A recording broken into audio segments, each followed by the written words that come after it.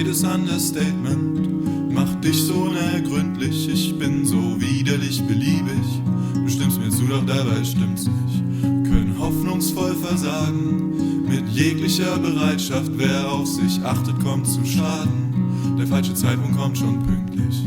Das Gerippe voller Fragen. Und mein Kopf ist ein Projektor. Er wirft die Skrupel auf die Leinwand, doch schaut nicht hin und fühlt sich besser. Und so weltfern wie wir dastehen, waren wir lang nicht mehr entkräftet.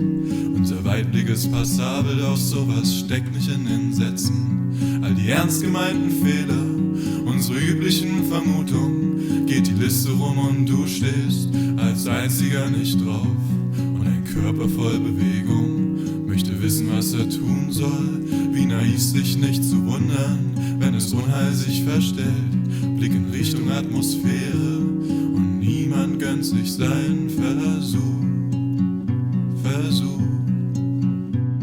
Den Zutritt verwehrt, die Kisten verbogen. Ich hab's dir alles schon erklärt, doch keine Hilfe angeboten. Den Zutritt verwehrt und nicht mal gelogen. Ich hab's dir oft genug erklärt, doch keine Hilfe angeboten.